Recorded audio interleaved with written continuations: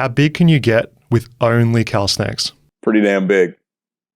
As in reaching your natty potential, bodybuilder big, or just beach big?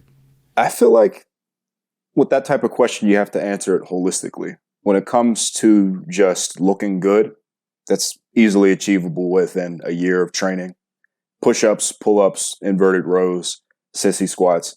That's going to get you pretty close to that. Now, in terms of maximizing everything, there are a few things that aren't worked necessarily on a calisthenics exercise that you would have to get elsewhere, but we'll delve into that.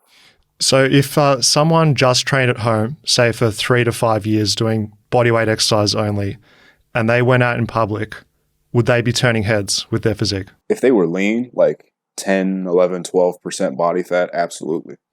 That's a great point you've raised, because that's the real illusion.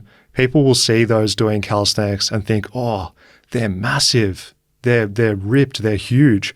But it's that illusion of the leanness. If you get the right type of lighting, the right type of angle, if they're seen with their shirt off, say at a public pool, they're going to look huge, but they're not actually objectively as big as, say, a bodybuilder who's 230 pounds, but 15, 20% body fat. Especially from a raw measurement standpoint, unless they're standing next to one another. And with regards to the leanness, I definitely would say that's very punctuated, especially in the back. The back can look a lot more developed than it is when you're lean as opposed to when you're bulked up as well. And especially calisthenics, we're spamming the pull-ups, all different variations, grip widths, a lot of inverted rows as well. So if there is one point in the physique that's going to be quite prominent, it tends to be the back. Absolutely. Especially when you supplement with things like, you really like Romanian deadlifts, anything for your spinal erectors. When you get that Christmas tree going and the upper back's popping, it's a really cool look. How about to the front? So we've got the chest, the shoulders, and the triceps. With calisthenics, what would be the movements that would be used to make those areas pop? So for me specifically, it's an interesting story. I used to prefer weighted push-ups when compared to weighted dips, just because whenever I did weighted dips, I could never really feel them in my chest. But as I continued training, I discovered that was as a result of the form that I was using. So street lifters, for instance, they use a form in which they'll minimize the range of motion to lift the most weight. It's a lot like powerlifting in a way. And I realized it was like a comment somebody left. He was like, the plates didn't move at all. And I'm like, dude, what are you talking about? And I looked at it and I was like, you're right. And ever since then, I'm like focusing on more of I guess you could say bodybuilding specific form, but really just a form that allows me to hit my pecs. So these days, I prefer weighted dips over weighted push-ups just because they're easier to load. And for the people watching and listening, you're throwing up 80 kilos, 4 plates on the dip, repping it out with a full range of motion. So this is really uplifting for the fellow naturals that are hearing this, because it correlates nicely with your physique, because you've been progressing that dip. Now you're using a technique that you can stretch the pecs, go nice and deep, but most importantly, you're overloading it. And that's something we're going to get to in this conversation, because sure, you can get big with only calisthenics, but there's going to become a point where it becomes quite inefficient in a way to actually stimulate and fully fatigue yourself. Absolutely. And I think even with regards to that, just to give the fellows at home just some perspective, you can scale just body weight training out for a surprisingly long period of time with stuff like rings, your tempo, your pauses, manipulating where you're pressing from in terms of where your hands are at. And even when you're doing weighted calisthenics, those can still be an accessory, like a adjunct and assistance exercise. Yeah. So because the alternative would be doing a ton of sets and a ton of reps in order to actually get yourself at that point of stressing your body. Because with bodybuilding particularly, we know that there's a weekly volume recommendation, 10 to 20 hard sets per week to get that sweet spot, so where you can actually stress your body and then you can recover and adapt from that over time. But if you're only doing bodyweight exercises, there tends to be this inverse relationship between that volume and intensity. If someone is only doing a bodyweight approach, is there merit in doing more than 20 sets per week?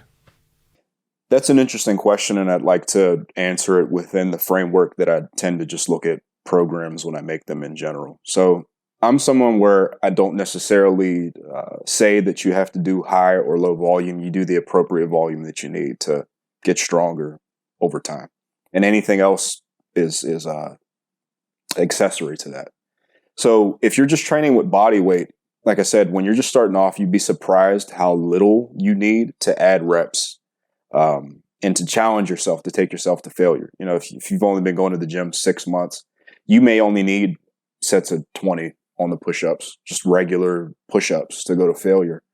And then in terms of scaling it long term, a big reason why I prefer training with like calisthenics and weighted calisthenics is that exertion equated, like effort equated to say dip versus bench press, the weighted dip or the dip is going to be less fatiguing than the bench press, even when taken to the same proximity to failure. So that does lend itself to just being able to get in more high quality work in the first place, which is why I really like it. But I do think that even when you're training with just body weight, there are things that you can do, like with intensity techniques and leveraging yourself a certain way, where you're not going to have to do more than like 12 to 15 reps. I can't even do, if I'm doing everything I can on, say, like a ring push-up, for instance, I don't need to use any weight. And I just got back from the gym not too long ago. I benched 315 for volume. So some pretty easy sets of 5, just to put it into perspective.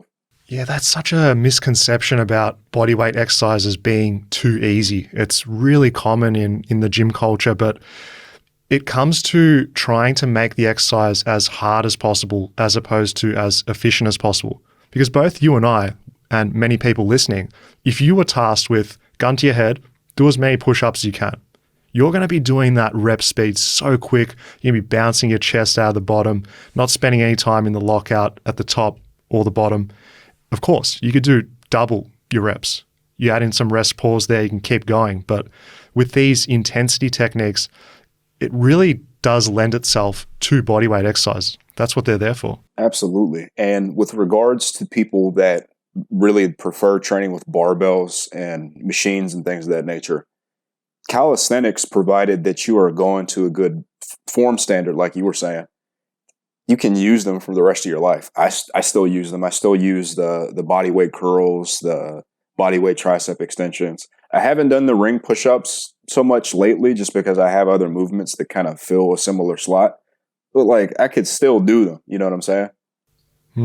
Yeah. So if you are someone that is just trying to maximize your performance, doing as many reps as possible, I'd say that you're going to need more sets to get that stressor in.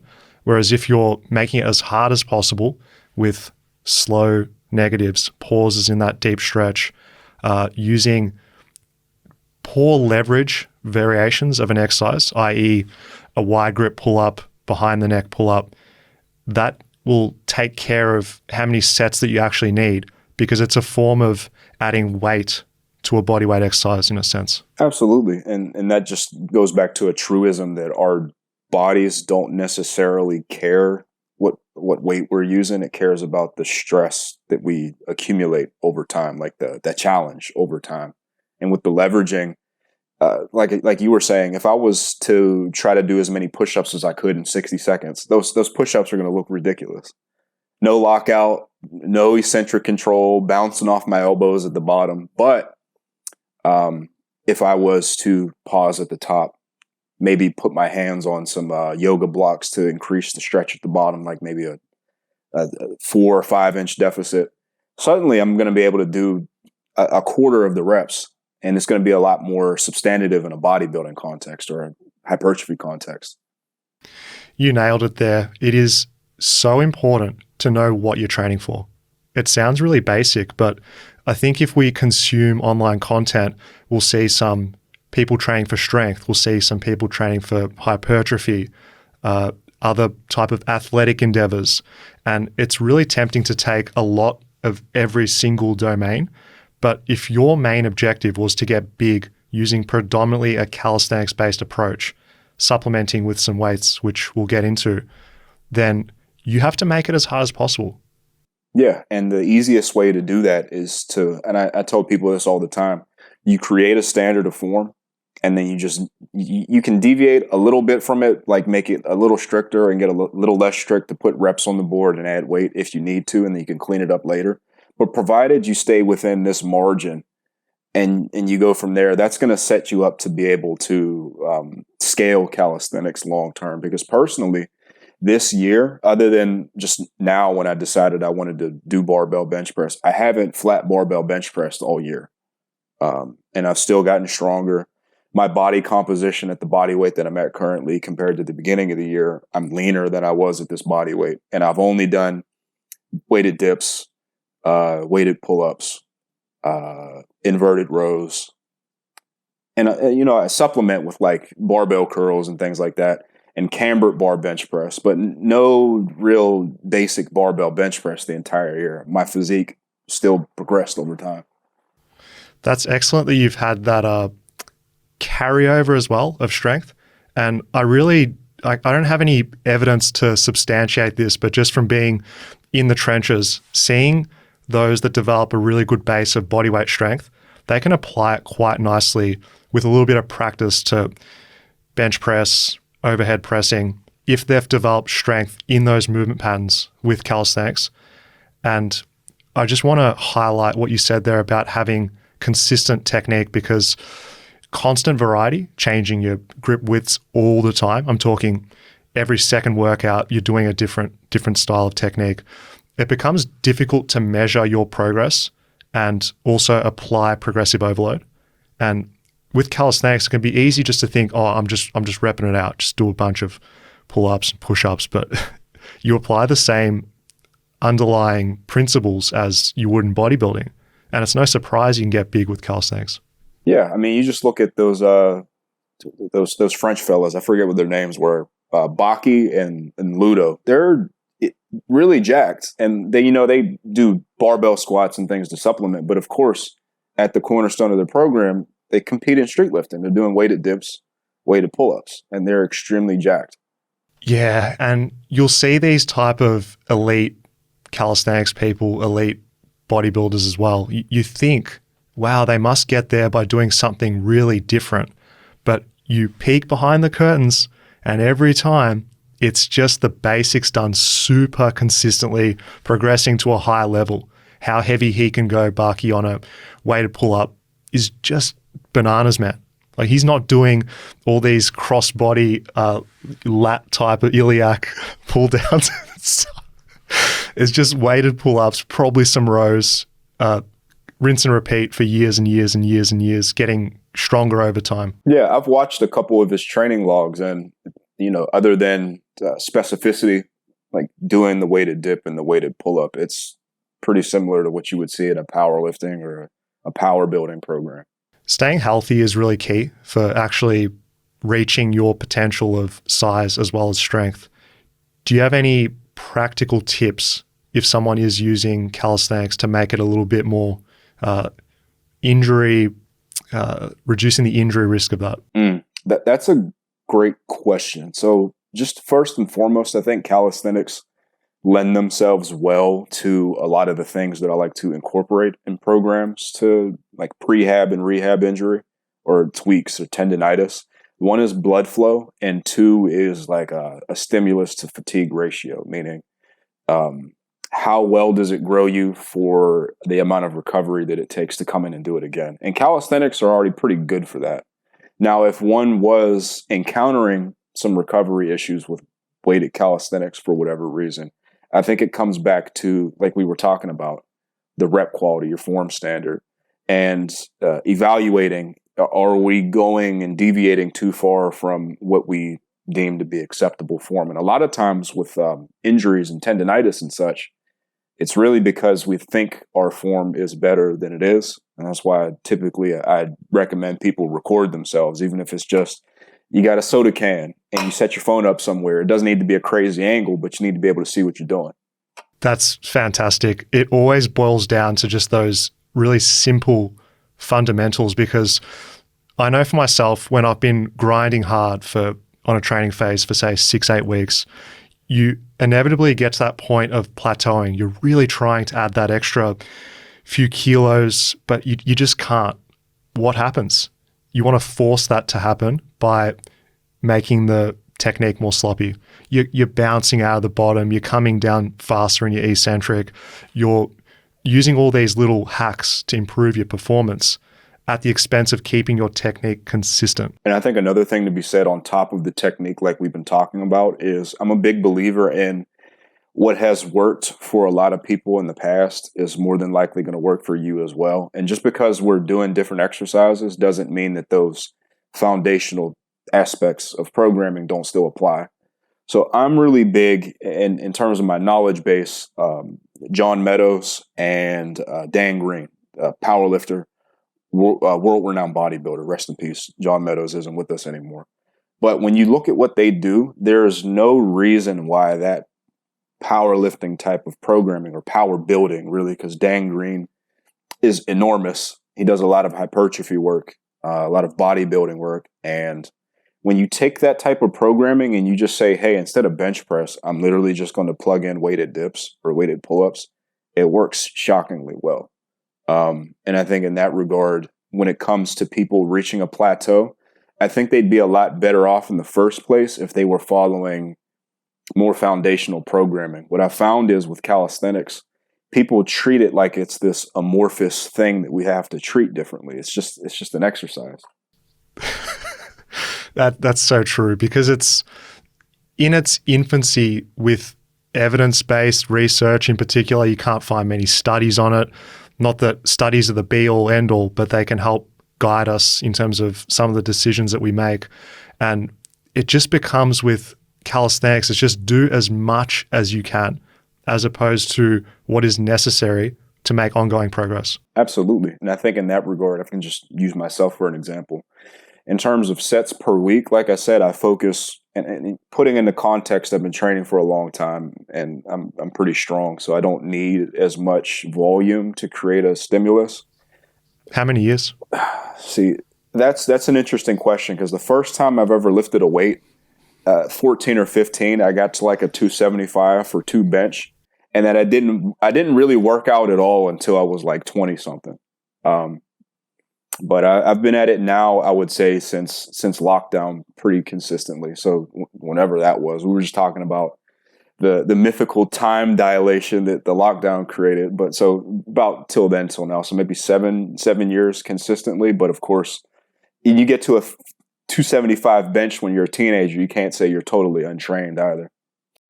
That's very impressive. Goes to show how you've made a really significant amount of progress in that 5-ish years. And it's something that people that aren't consistent or are just starting out, if you can just string together 3, 4, 5 years of working out, not missing your sessions, you will look like a freak.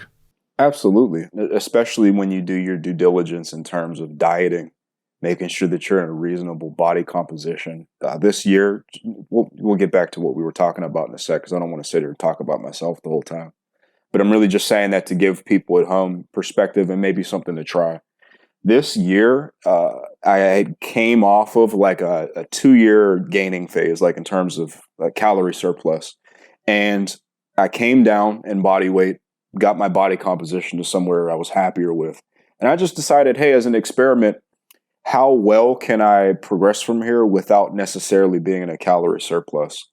And like we were just talking about earlier, the body weight hasn't changed at all, but I'm focusing on getting stronger across not only the weighted calisthenics, but the curls, the leg exercises, and the body composition improved over time and the strength improved over time.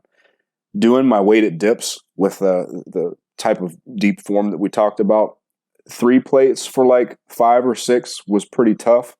Now I'm up to 4 plates for 5 or 6. That is awesome. Percentage-wise. And you can just know for a fact that if you're a similar body composition and you've increased your strength that much with comparable technique, I just can't see how you don't have a bigger chest. Absolutely. Like even, I'll make a post probably after this, but I didn't notice so much until I saw a picture of myself from around a year ago at the same body weight. And I'm like, I did not have these striations in my chest at the beginning of the year. So like you said. What are your current stats at the moment, Paris, height and weight?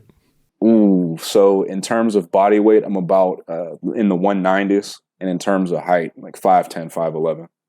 Damn, that's good. Yeah, that is, with those stats at your level of leanness, I can see how you can keep making gradual improvements in your muscularity, because we know this a bit more now, but in the past, it used to be go on this big bulk. You've got to be on this massive surplus. You have to have a really high body fat percentage, 15 plus, to make productive muscle gains.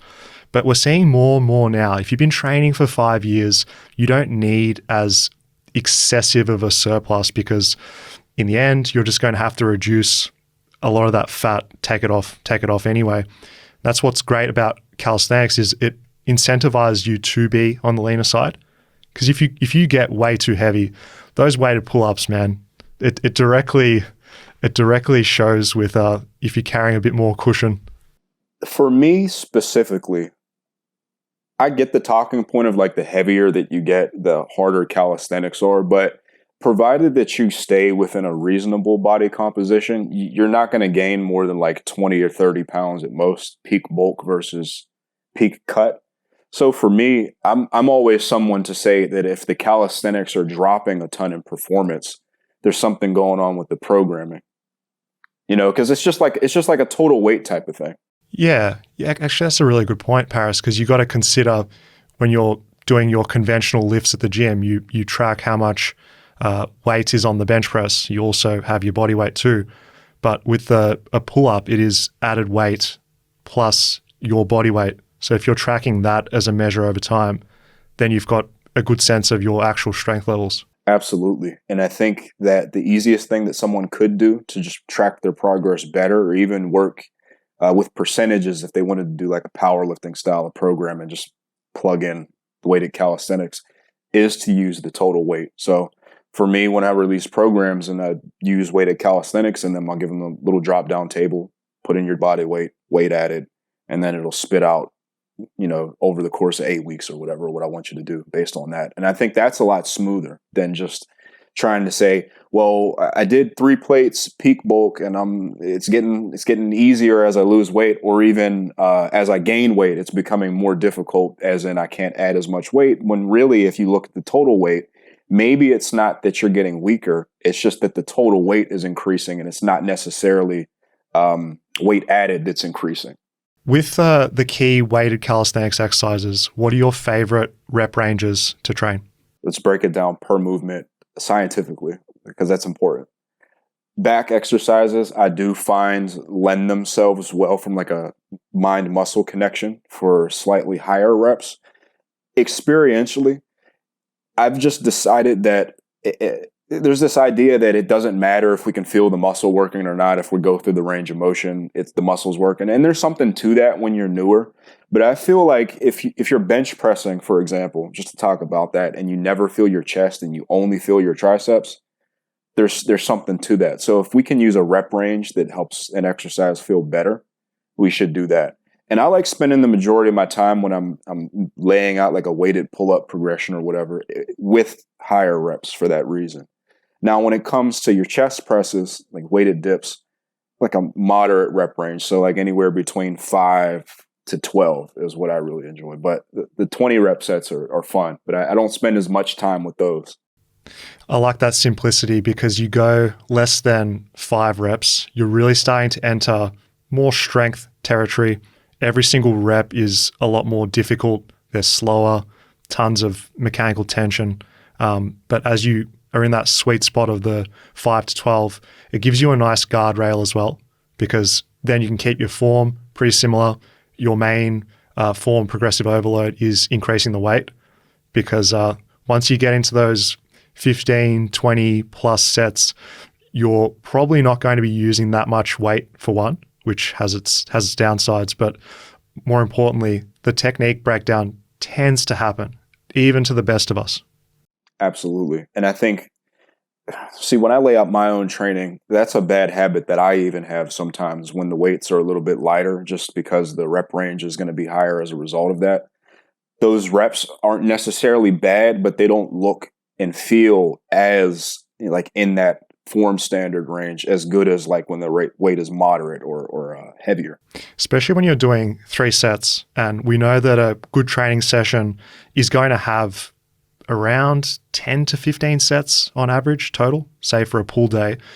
That's a lot of concentration. And I think we take that for granted because if we don't film our training, then we'd be surprised how many of our workouts we're not really mindful, we're going through the motions, we're not pushing ourselves as much as we should. But that sweet spot, 5 to 12, it's enough time per set where you can actually stay focused. Absolutely. And I think just this warrants talking about, just because this is something that people in the space are concerned about at the moment, is what is the optimal rep range. And a lot of folks ascribe to, the 4 to 8 rep range, because it comes with a variety of benefits that you can't deny. They develop strength better. The stimulus to fatigue ratio is probably, in terms of like how gassed out you get, you're not going to get as gassed out on a set of 5 as you will on a set of 20. And they make your tendons stronger better than like the lighter weights. But something that I think needs to be said is that we can't, at least in my opinion, you can take it or leave it, fellas at home, but we shouldn't just look at things within one axiom or one way of looking at it. Muscle building is not the end-all be-all.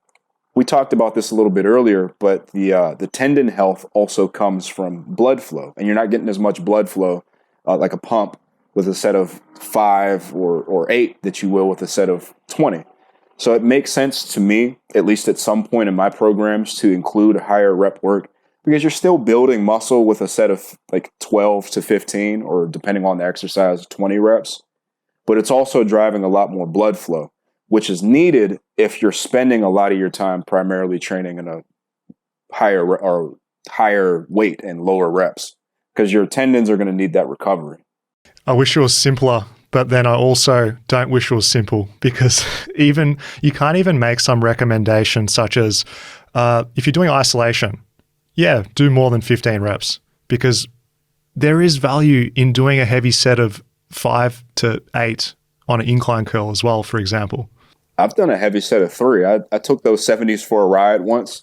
Oh, 3 reps, hoist them up. 3 or 4 reps, yeah. Yeah, right. Yeah. And what is that, 30 kilos, 35? I'm not sure. I'm no mathematician. That is very heavy. The stimulus to fatigue ratio, questionable. Yeah, no, for sure. I mean, it looked cool. It felt cool, but I don't do that typically on isolation exercises. So say someone's basing their program. They're doing weighted calisthenics because they value that form of progression, but they still want to do bodyweight training. A well-rounded program would include some free weights in the mix and machines. What would it look like a session, say a pull workout, if you're using weighted pull-ups, but you also want to plug in the gaps that are missing if you only did just weighted pull-ups? Oh, that's really easy, because like I said, I just got back from the gym, so I can just tell you what I did.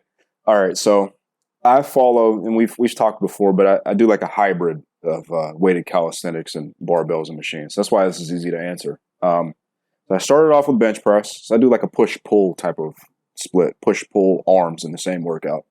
Started off with bench press, moved into the weighted calisthenics. In terms of machines, at this point, we've already worked our chest and our back with a compound movement. We really just need to work our arms. You can do press downs, and you can do like a preacher curl machine. And it's as simple as that. Now, if you're to include non-upper body exercises in the context of a total body program, I would say that a weighted sissy squat is probably the best quad exercise that you can do, but you got your adductors and you've got your glutes, you've got your lower back. So in terms of things that I would do to supplement, say like a weighted sissy squat, you could do leg extension, hamstring curl, a stiff-legged deadlift, and the adduction, good girl, bad girl machine. Really, that's all you need. Yeah, you're just thinking about what can't you achieve with your calisthenics exercises, and then you add in those missing pieces at the end. And just following this simple flow in a workout, I find is very effective. You start with your calisthenics and your free weight, barbell, dumbbell, and then you can finish off with some more stable type of movements where you're using machines. There's a lot of anchoring in place. There's not much skill or technique. You just have to push and grind, because then you're getting all those benefits of strength, stability in your body with moving your body in space, plus moving the free weights so you can progress those easily. But then at the end of the session, it's more about just hit that muscle really, really hard. Yeah, and it's really that simple. Like we were saying, calisthenics is not this crazy, undefined thing that's so different than if you were to just train with barbells and machines, or you were to do whatever for resistance training. I'm actually making a video that I need to finish tonight that's going to get posted like the day after this, where I talk a lot about that. So when it comes to programming, it doesn't matter if you're doing your TikTok exercises, your basic lifts, weighted calisthenics, anything. If you're following basic programming, they're all going to fall within a similar type of slot within the program. It's just about what you want to do specifically at the end of the day. Yeah, exactly. And that's where it's so fun combining calisthenics and weights, because you got so many exercise options. Where when I first started, I just did purely calisthenics for the first, I want to say like 6-8 years of training. So you can understand that your exercise options are quite limited. The pro of that is you get hella strong, because you're not going from dip to bench press to military press to different types of machines. You've just got the dip, the push-up, pretty much. So there's benefits there. But then over time, if you want to add some diversity into your training, you can swap what comes first. So if calisthenics is your arc that you're on at the moment, put that at the start, finish with weights. Alternatively, you can put weights at the start, really focus on that. And then what I find really fun is, because you've stimulated all the prime movers, then just a humble pull-up, it's going to be plenty challenging if you've thrashed your back before. So then you're getting this double whammy effect of bodyweight exercises being highly stimulative when you've already been fatigued. Mm-hmm. Yeah, and just to talk about what I did at the gym today, or just in like my total training week, I have a day where I'll do like a chest-supported barbell row. And then after that, when I do behind the neck pull-ups, the behind the neck pull-ups don't take as many reps to reach failure. Perfect example, because I've been training since I was 17. I'm 32 now. I've always done vertical pulls before rows all the time, because I've always prioritized being strong at my weighted pull-ups, how many reps I can do, muscle ups, those type of things. Earlier this year, I'm like, why don't I do rows first? I'm going to progress some pen lay rows or a chest supported row, and then doing pull-ups afterwards. My performance on the pull-ups was just cut so much. It's like a really cool feeling when you're used to something being really easy and you're able to do something to kind of elicit the feeling that you had when you first started doing it. Yeah, exactly. And I'm there training at the gym, just being humbled by bodyweight pull-ups. I'm thinking, if someone was to see me, it's like, oh, look at this big jack dude struggling with 8 reps on the pull-up. That's really cool. That's really cool. We spoke a lot about gymnastics rings for muscle building. They can be criticized because of the instability, and the argument being that with rings, you can't create as much mechanical tension. So the argument is that they're not that great for bodybuilding. What has your experience been? I get those talking points, and in a vacuum, those things are true, where if something becomes overly unstable, you're not able to push as hard. So if you squat on a Bosu ball, it's like the prime example. I was going to give the same example, yeah. Exactly. So, but when you boil things down to extremes, they don't tend to apply as well in practical application. And in that regard, I find that if something is like, I like to say, one deviation less stable than like using the rings, for example, the rings are not so unstable that you can't generate a lot of force. I've loaded up over 100 pounds on those for reps, and I would not be able to do that if it wasn't stable enough for me to generate that force. I find that when something is one deviation less stable, it just forces you to use better rep quality to create that stability, which leads to better gains. Well said. I agree. And we have to think practically. Most people using rings are putting them in a squat rack. So the strap length is not that much. So what are the rings going to rotate a little bit on your chin-ups? Or it's not going to kill your performance. Same thing if it's in a squat rack and you're lowering it to the floor to do push-ups.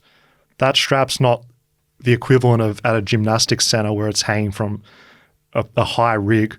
That's really unstable. So I do agree. I don't think that the inherent instability renders it poor choice for muscle building. I think there's a lot worse TikTok exercises than doing ring dips or ring push-ups. Absolutely. And I think with regards to like auditing or seeing how good our general approach to exercise is, I find that if ring push-ups are really so unstable for you that you can't do very many of them, and you're a pretty strong guy, that's just a symptom of how you tend to approach the more stable exercises. So are you getting more lax with the lowering, the eccentric? Are you getting lax in general in terms of your stability on that? And a barbell is stable. It's just a fixed object. You can get away with it in that regard. But the rings, they're going to move if you're not intentionally moving your own body. So I just find that they're a good diagnosis for that. And the criticism, I would say, comes from people that have just looked at the movement or haven't trained it extensively themselves, because the first time that you do a ring, anything, you're shaking like mad. And after a few workouts, you really surprise yourself with how stable you can be. A good example of this in free weights is a lunge with a barbell or with dumbbells. First time you do it, you're like, this is insane. How are people doing this? Couple workouts in, you're practically on a Smith machine. Absolutely. You're clipping off reps. And I'm so glad you brought that up, because I was going to use that as a piece of supporting evidence.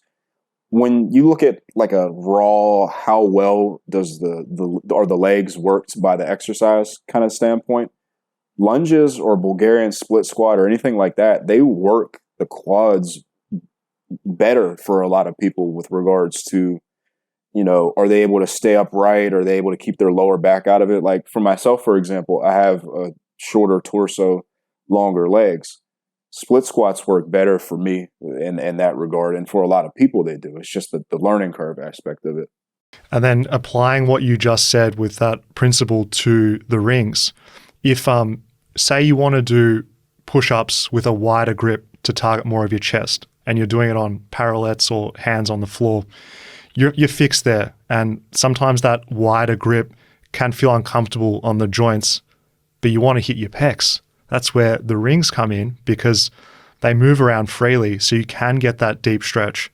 And the rings, even just for this one movement of the push-up, we keep talking about it, I think it's worth its weight in gold, because it's almost a hybrid fly/wide grip bench press. Absolutely. There's something to the way that it allows you to load not only the stretch, but the squeeze part of the movement. I really like cueing, and we'll just use another movement as an example of why that's important. I really like cueing on rows, making sure that even if you can't pause at the top, you're still squeezing your upper back and your mid back. And that, for me, was the difference between the mid back getting recruited and it not getting recruited. And much the same, it's the same on the ring push-up, but it's like built into the movement, so you don't need to be intentional with it. I see. It's forced activation of your stabilizers in your rotator cuff and around your scapula as well. And then also just with the chest as well, because you come in and you squeeze at the top. You don't get that on a bench press. There is a squeeze aspect to it, but it's not like a full contraction like you can get with a ring. I think it's that encouraged retraction to protraction, which is present in many bodyweight exercises, but not so much in the bench press. At least not naturally, I think. I think you can cue that in bench press, but it's not intuitive for people. So like I've said for years now, because it was a big talking point, I would say, when things were a lot more powerlifting centric. Oh, you can't move your scapula on the bench press. I'm like, well, you can actually. You just have to be intentional about it, and you likely aren't doing it because you've cued over retracting your scapula on bench press for so long. Your body just, it's like with anything else, it's habitual. You're just back here and pressing like that. as opposed to pressing with like a more, I don't know the biomechanical term for it, but you're a more neutral scapula. It comes back to the blanket technique cues that are taught for exercises tend to be just about maximizing how much weight you can lift. And over time, as the fitness community has progressed, there's a lot more nuance now, which is awesome. This is the technique if you want more growth. This is the technique if you want more performance, which as someone new to training can be a bit overwhelming because Jeff Nippard said this, but a powerlifting coach said this. Who do I listen to? I think it's why I shifted kind of less towards being purely educational, because that can get overwhelming for the viewer, into incorporating like, here's just what I like to do and here's why I like it, and then offering like an entertainment aspect to my video as well. Because like you said, what one guy says, another guy might say something different. I really just break it down to, hey, I've been doing this for a long time. Here's how it feels. If that sounds cool, you can do it too. And it's not really all that complicated. I love that. And it reserves you the right to change your mind over time, because we all go through this, whether you're putting content out there for other people to see or just sharing some tips with a friend at the gym. Your understanding of things will evolve over time, and that's okay too. Absolutely. Like even for me, we were talking about the weighted dips earlier. I used to like I would say that like weighted dips are a good exercise, but in my mind, I felt like they were shit because I was doing them poorly. And they're one of my favorite exercises now because I do them in a way that suits me better, works my muscles better, and allows me to progress better over a longer period of time. This episode is sponsored by Fitness FAQs. Learn how to master calisthenics with the best bodyweight workouts. Use the coupon code podcast20 at checkout to get 20% off when shopping at Fitness FAQs. Hurry, take advantage of this discount and enjoy the progress. With your training, have you had much experience with any type of calisthenics strength skills? Because I've seen you do one-arm pull-ups. Kudos to joining the club on that one. But what about other stuff like planches and front levers and stuff?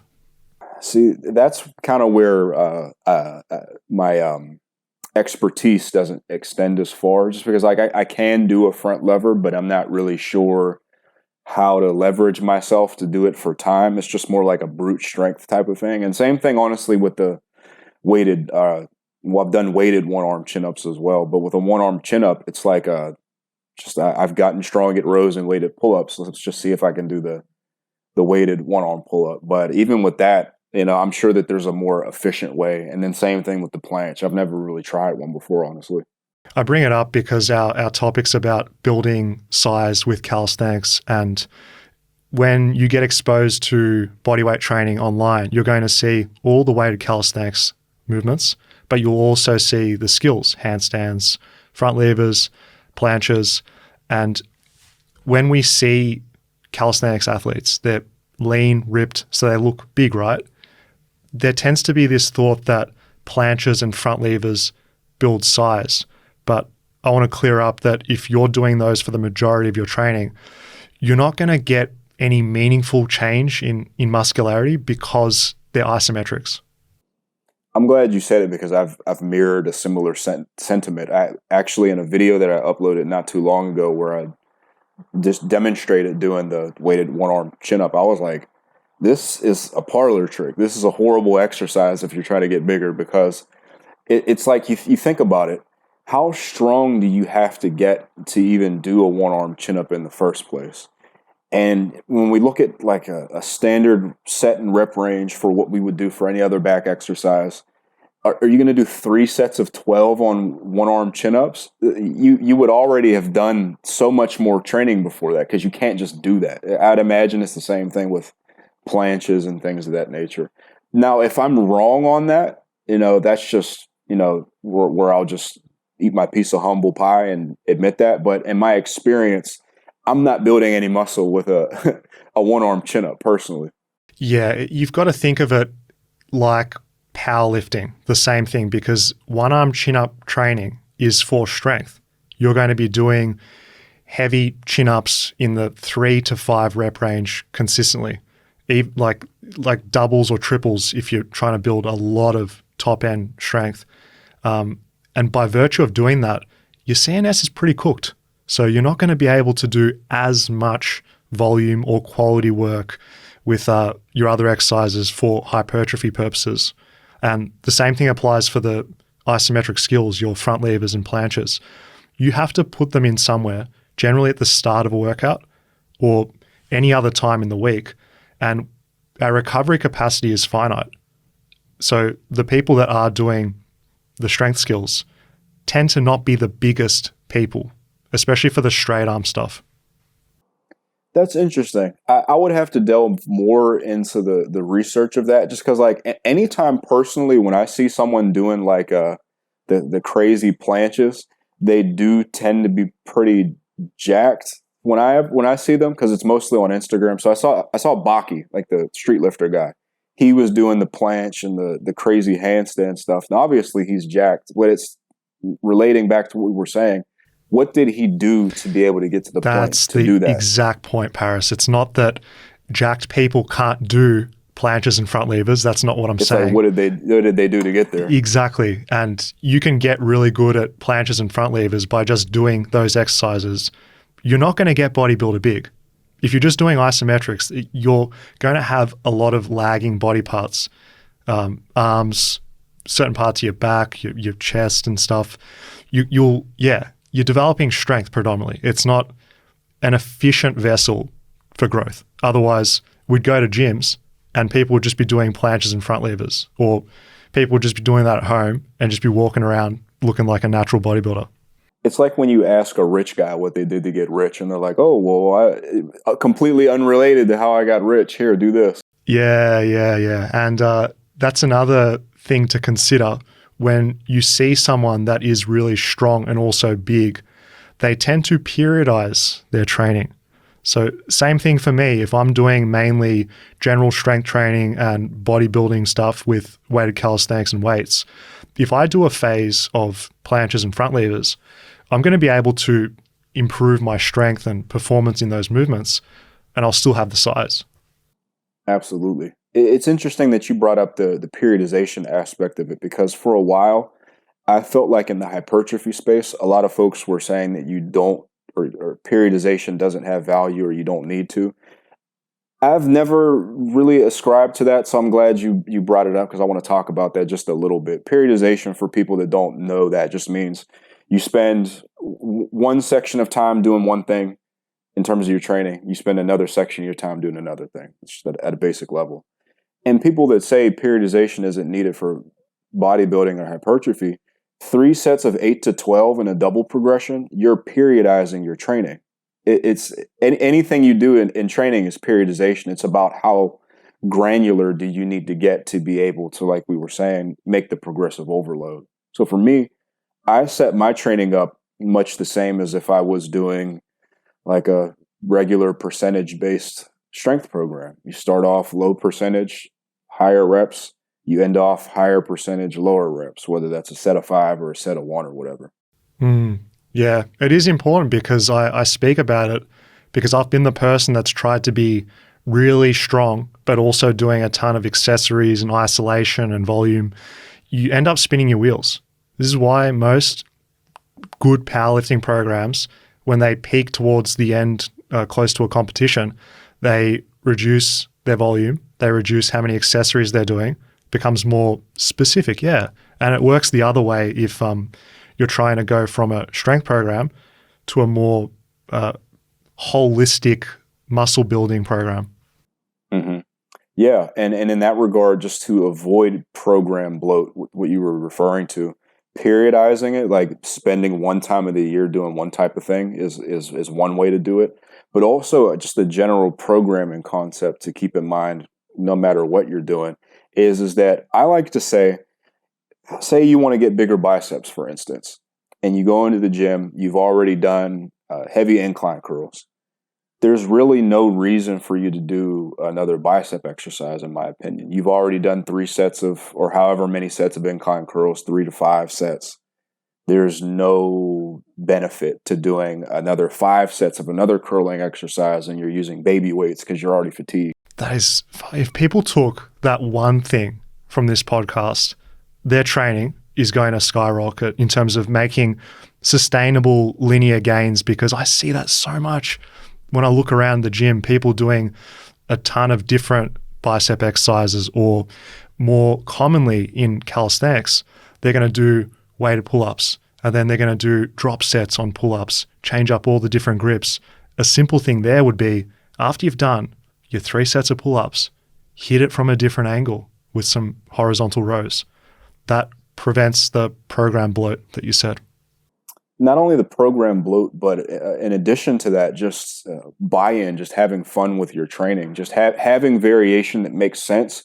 But when it comes to your pulling example, we're not just going from weighted pull-ups to lat pull-downs. It's the same type of exercise, really. We're going from weighted pull-ups to rows. And I think in regards to our arm example, there is merit to maybe doing like 2 exercises, but the volume on each of those is going to need to be a little bit lower, just because you're not going to be able to give full effort to 4 sets of an incline curl, and then you expect to come in and do the same thing for 4 sets of like a hammer curl. It should really be 2 sets of that and then 2 sets of this, if you did want or need that variety. So it's all about, in my mind, you have an amount of effort that you can put in a given session. It's already accounted for. It's like your budget. How you spend it, you can have multiple exercises, but your per exercise volume is going to need to be lower. And that's where you can get a little bit more complicated. Like, I've made programs that you have multiple exercises per muscle group, but a lot of folks like doing like 5 sets of curls per curl. I'm like, dude, do like 1 to 3. Yeah. I want you to expand on that, because if we only do calisthenics, we can run into some symmetry problems where the torso gets hella developed, but then the delts, the arms, they can be lagging.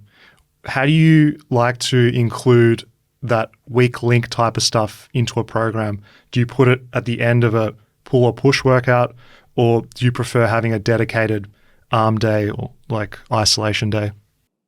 I've tried it both ways, and I keep coming back to the way Dan Green and John Meadows lay out their upper-lower programs, where when you do your push, you do your pull, and then you work shoulders and arms. That's pretty much how I do it. So for me, it will use my weighted dip workout, for example. It'll go weighted dips, of course, weighted pull-ups. Then I'll do easy bar curls, tricep extensions with an easy bar, and then I'll do like a shoulder isolation, so like a lateral raise or a rear delt fly or something like that, and then I'll work abs, and then that's my upper body workout. That's perfect, because you're ticking each box of the different movement and muscles. You're not doing too much doubling up on any one of those areas. So that allows you the time, the energy to smash progress in each of those areas.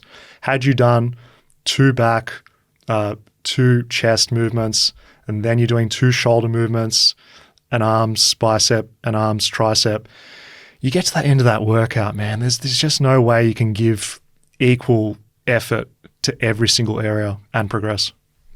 And it's interesting because for me, there is value to doing that in a single session. So each session can have its own type of layout. But to your point, if you had to repeat like a high volume workout every time you go to the gym, that's it. If you're not in a really big calorie surplus, or you're taking, you're taking exogenous stuff to recover better, you're not going to be able to do that long term, in my opinion. It's going to be a short term thing that you do.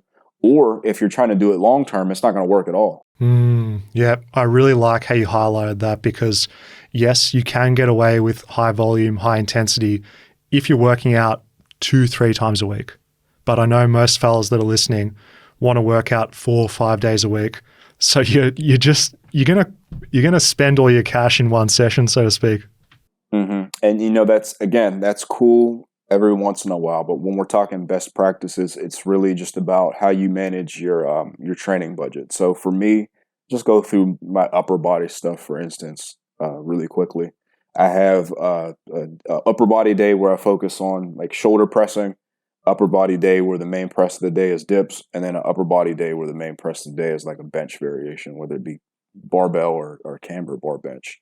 On that shoulder day, I do tend to include more exercises, and that's my day where I include more variety. So I'll do the shoulder press, and then I'll do behind the neck press, and then I'll do one or two shoulder isolations, and then I'll work my triceps and then my abs. But then that weighted dip day is a lot more punchy. It's to the point where I'm just doing my dips, the pull-ups, and then arms, and then one shoulder isolation. And then that third upper body day is even more truncated. So I'm just doing bench press, just doing a row, just doing one arm exercise each, and then I might do abs, but I'm not doing the shoulder isolation this time.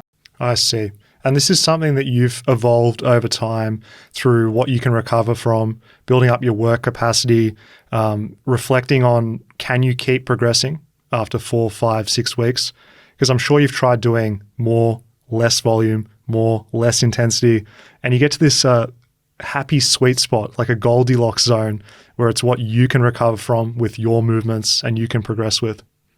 Absolutely. And I think just from an audience standpoint, it's really easy to look at like a snapshot of what someone's doing and just be like, well, have you tried this? And I'm like, well, yeah, I have actually, but I'm doing it this way because it just lends itself better to recovery over the week, because you don't just go to the gym, go to sleep, wake up, and then you're 100%.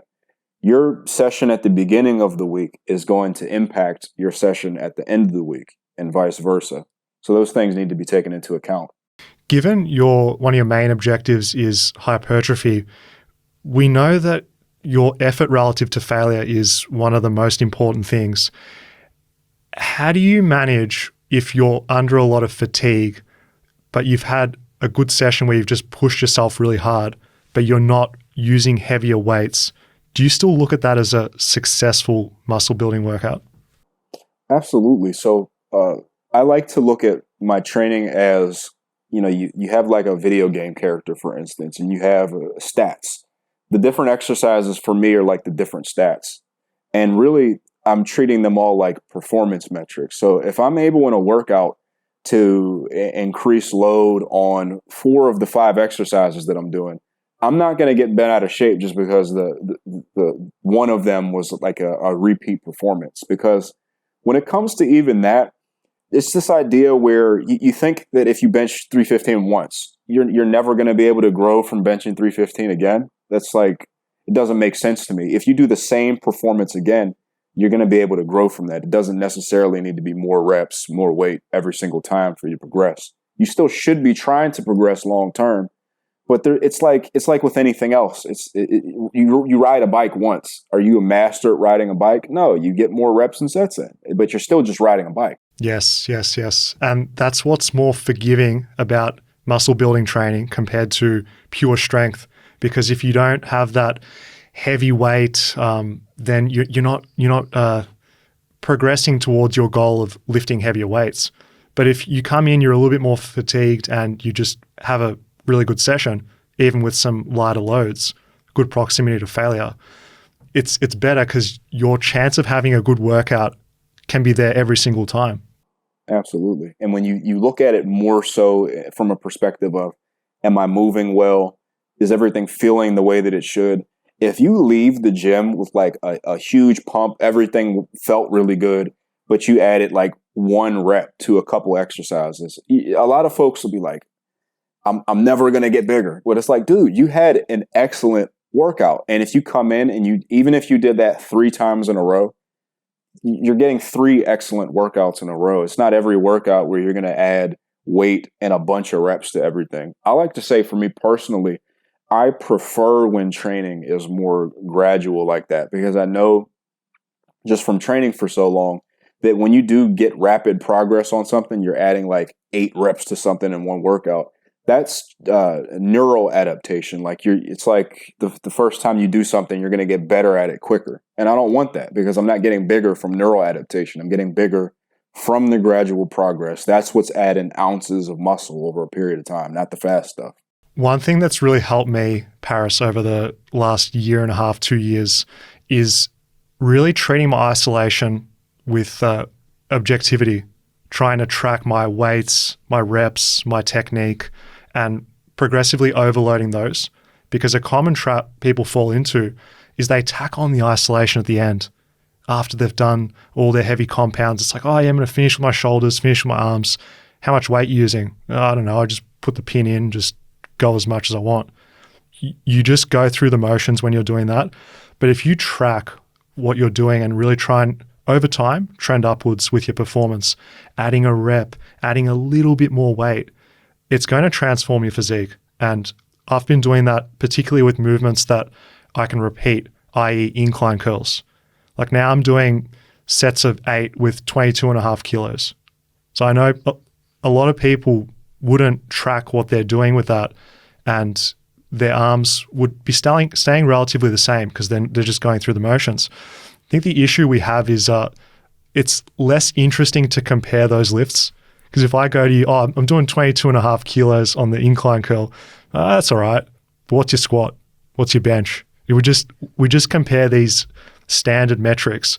But what I'm getting at as the highlight here, have your own numbers for your lateral raise, for your bicep curl, for your overhead tricep extension, with the same equipment, same type of technique. And if you look back on your program 3 months later, you should be up a little bit on those movements. Absolutely. So I think that's where I like to call it log booking. You're just doing effective tracking of your programming. And when it comes to like the arm stuff, when it comes to getting people bought into it at first, I just talk as if it's extra credit work. You do it even though it's hard and though you're fatigued from the larger movements, and you progress that over a longer period of time, your work capacity is going to improve over time. And you'll be able to push harder on those exercises, even if you just did, like, for me, a good upper body day is like I said, like weighted dips, and then I'll do the weighted pull-ups, and then I'll do arms. If you're starting off, that might not be as good performance-wise, but over time, if you just push, it's going to be uncomfortable. You just do it anyway. You have your standard of form. You progress it over time. Like you said, your physique is going to improve, and your overall strength is going to improve from that. 100%. I want to nerd out a little bit now because I know you've got a lot of knowledge with how your body proportions changes what exercises you choose. So whether you're a long or short limb lifter determines what type of movements you're going to feel more comfortable doing. Because now we know that we want to do some calisthenics, we want to lift some weights and use machines. How would you self-identify based on your physique what movements are best? That's a really, really good question. And this is where I find that a lot of the exercise selection comes into play for people, because if you're built a certain way and you're looking at your favorite lifter and they're totally built different from you, like one of my favorite lifters of all time is a Japanese fellow, Toshiki Yamamoto. He's an Olympic weightlifter. He does bodybuilding now, but his build is entirely different from mine in terms of like his torso length, his leg length, his arm length. So the stuff that I pick in terms of like the compounds is different. He can just squat and get massive legs. I do, because my legs are longer and my torso is shorter, I do a lot of weighted sissy squats. I do a lot of leg press because I can leverage myself better to get to like a ass to grass without engaging my back or throwing my hips into it. And then in terms of the arm exercises, because my arms are longer, it's kind of the inverse thing. I'm able to get a deeper range of motion on presses. So my triceps are getting worked more than someone whose arms are a little shorter. And the same thing with like the pulls for the same reason. Like if I do a set of neutral grip pull-ups, my biceps can get pretty pumped from that personally. I still do the arm exercises because I look at it more as I'm getting in more effective volume. And if I ask myself the question, would I be able to get the biggest arms that I could if I only did, I do 3 sets of pull-ups in a workout. Could I do 3 sets of biceps in a week and get the biggest arms? Probably not. So I just do the isolation to just fill in volume because I can't just do a million sets of pull-ups. Yes, you could. But the diminishing returns from what you're getting into your arms, it's a lot of fatigue unnecessarily. In the elbows, in the tendons. And I've trained like that, and it's led to a lot of tendinitis, a lot of unnecessary aches and pains, and not even as good results. When I was training like that, my arms were nowhere near as developed as they are now. And I attribute that Less necessarily to the fact that I was isolating, but more to the fact that because I was filling in volume with the isolations, I'm getting in a better training effect. I can relate to your situation because I'm also a fellow long limb lifter, and pulling comes a bit easier to me. It's a lot stronger on my vertical pulls and horizontal pulls due to the leverage of the arms and how it relates to the torso. But pressing, bro, man, I'm putting my arms overhead to do overhead press. It's so much slower. And I think of that the way that you did. You can either go, woe is me, I'm not as strong on these movements, or you can think, I'm getting more stimulus out of less weight because of these long limbs. Absolutely. And when you get to the point where you are just objectively strong, regardless of leverages, your physique is going to look astounding compared to people who don't, in your same situation, longer arms, longer legs, and they just say, well, squats feel like shit, bench press is horrible. I'm just not going to try to alleviate that. I say leverages are not necessarily it's not a curse or a gift necessarily. It's more so just a rule of engagement. How are you going to engage with exercise given your leverages? If you, have a square peg and a circular hole, a circular block, and you're trying to force that through, you're not going to get the same results as someone who's putting the circular block in the circular hole. So let's just pick up that square block and put it in the square hole. It's important to understand that because you can easily compare yourself to others who are a similar height and weight to you, but are proportionally completely different, and be like, wow, they're doing so much on their bench press, on their weighted dip. Why is it so much harder for me? I'm long limb, they're short limb. And there could be other factors too, such as how much they prioritize those movements and other things. But if you understand that, you can be less hard on yourself because that's what I default to. Should be stronger, but I look at it as a very internal thing. So I find that if you, and this is going to sound nerdy to people who don't play video games, but if you have a background in playing video games, if you look at it more as I'm just developing my character within my strengths and weaknesses, you can get a player character that is just objectively strong in every stat, and you might not see your potential for that when you're looking at, say, like, oh, my arms are long, it's hard for me to do this, or my legs are long, it's hard for me to do that. But what if you just approached it a little bit differently? You did your leg press and you maxed out the machine for a bunch of reps, or you get your sissy squats, you're adding like 50 pounds on them, or you're doing a bunch of reps on those. Your legs are going to look entirely different. This year, in fact, I haven't done any barbell back squatting whatsoever. I haven't actually done that in like 2 or 3 years. And just from like a development standpoint, they're the most developed that they've ever been. And that's off the back of doing exercises that work well for me. The weighted sissy squats, the deep leg press, hamstring curls, stiff-legged deadlifts, and then that good girl, bad girl machine. I'd say for lower body development, it's the most forgiving from a hypertrophy perspective in terms of exercise selection. For most of your squatting movements, your hinging exercises, you've got just a plethora of different options. And that's really uplifting because you can pick movements that suit your body. In the early 2010s, it was squat, deadlift, otherwise, do you even lift? People look down on it. And I'm glad that it's gotten to a point where, I mean, me personally, I'm just going to do whatever I want exercise-wise. And I don't care. It works for me. But I think for the average lifter engaging in content, because lifting is very cultural, you're going to, on some level, care about what other people are doing and what they think about what you're doing. That's why everybody asks, how much do you bench? Right? But it is a lot more of an atmosphere where people can just leg press if they want to leg press, or do pendulum squats if they want to do pendulum squats. And people are getting better results from training in a way that suits them, as opposed to just doing what other people say you need to do. And I've done, not to say that I haven't gotten really strong at back squatting. I've gotten strong at back squatting. I've gotten strong at conventional deadlifting.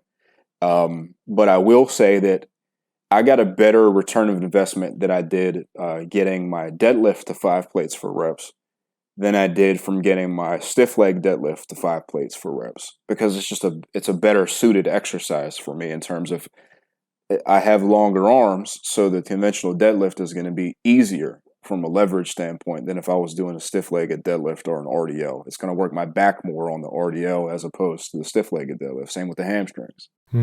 Yeah, choosing exercises that are first and foremost comfortable, super key, because I mean, if you're in pain, you can't produce as much force, so it's just a no-brainer there. But also with you doing that, it just allows you to have longevity too. I think that's really key because you enjoy it too. If you were forced to be doing back squats, you'd be like, yeah, I see the merit and how it develops the quads, the glutes, but I'm just not vibing with it. It was fun, I'm not going to lie, but I got to a point where overuse injuries wise, it was just this thing where my adductors were not recovering very well. And for like the amount of quad stimulus that I was getting from the back squatting, it was like, is this worth my adductors feeling like they have lava running through the tendons when I'm just sitting down or walking? Yeah. When your activities of daily living, you feel your shoulder joints or wrists, anything, you just think to yourself, is it really worth it if I'm not competing in that lift? And these are the thoughts you have to have as you become more experienced, because you get stronger. You can really mess yourself up from a fatigue perspective. When I was doing RDLs really heavy, just that one exercise, when you're taking it pretty close to failure, which is very hard to do, it cooks you for the rest of the workout, the rest of the day. You feel it the next few days. So exercise selection of choosing things that are meaningful to you, but also knowing the consequence of these big lifts, because unless you really want to specialize in it, it's really going to cook you. 3DMJ, natural bodybuilding platform, they release really good content all the time, and they mirrored something that you just said. There's no particular exercise that you need to do to develop your body, and that's the truth. You could do push-ups, you could do cable fly presses, you can do bench press, dips. As long as it's comfortable, you can progress it over a long period of time, and you do progress it over a long period of time, and you like it, you love it. I love it. Yeah, definitely. And if someone in calisthenics, they tend to care more about the upper body. Legs are more of I'm just doing it so I have basic level of strength, some decent size so I don't have chicken legs as well, and mobility in the lower body. So in that point, putting all your eggs in the deadlift basket, either off the floor or RDL, a good substitute would just be a 45-degree back extension, progress with a Zertra grip. You're going to train your posterior chain at a fraction of the fatigue cost and still get good benefits.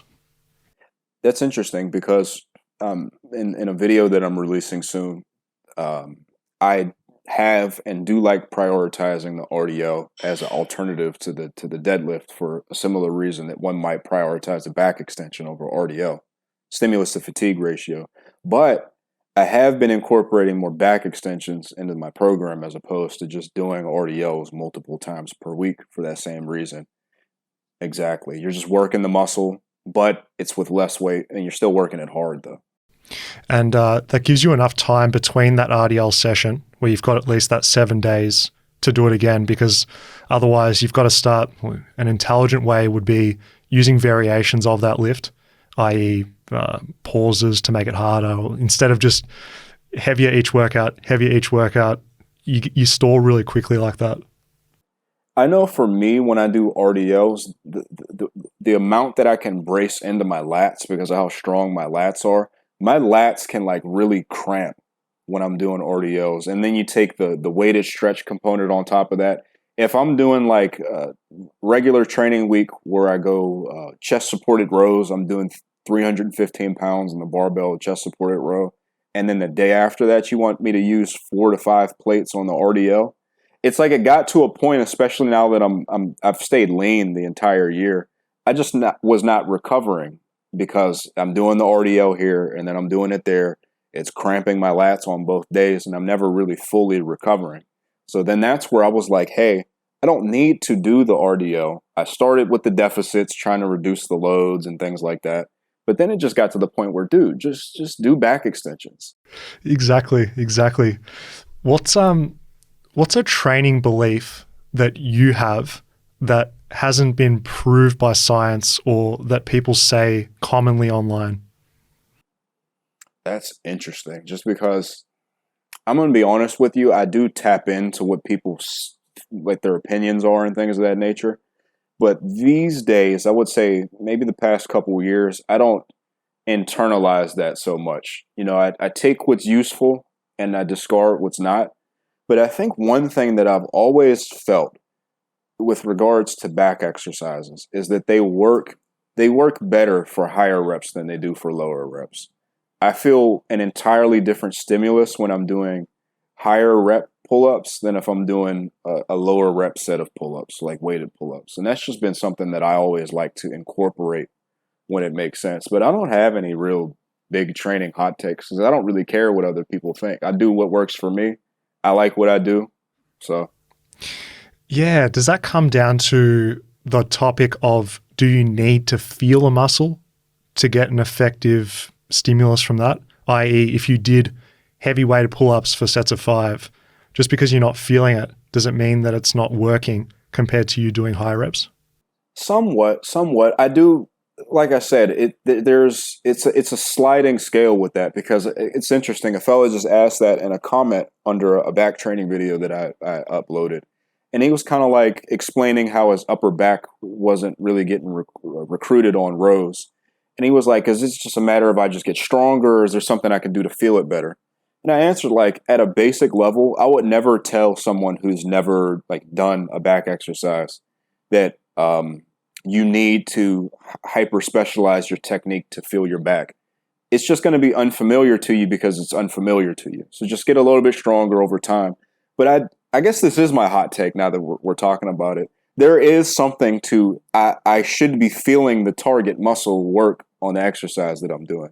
And yeah, like if you got stronger on a bench press or whatever, and you don't feel your bench or your chest on the bench, but you add 100 pounds to it, your chest is going to get bigger. But I have the opinion that if I do an exercise where I can feel my chest and I add 100 pounds to it, I'll have grown more from doing that. It's the best of both worlds, the sensation as well as the performance. And I don't think anyone can discount your opinion on that, because it's, if you enjoy that sensation, that's what gets you in there, gets you fired up, that has to count for something beyond, even if it was quote unquote more optimal to do the heavier back training, but you're not feeling it. It's not as if you're not doing heavy stuff in some way, shape or form. There's something to that. At the end of the day, it's about buy-in, because for most people, even like you and I, it's a hobby on some level, or at least it should be. You should be enjoying what you're doing. You shouldn't be doing this unless you enjoy doing it. And buy-in to what you're doing helps you perform at a higher level. There's something to be said about, I've made exercise tier lists before, but just because I put your favorite exercise in C tier, in my opinion, doesn't mean that someone hasn't done that exercise, say like a whatever exercise, and gotten extremely jacked from it, or that you can't get extremely jacked from it, because you can. What I take from our conversation is a lot of self-experimentation and exploration is needed. Imagine working out and you never make decisions yourself through trial and error. I can't imagine doing that. It'd take out all of the joy for it. So sure, you can consume information and content, but ultimately you've got to be a big boy and put your big boy pants on and just decide which type of exercise do I want to do.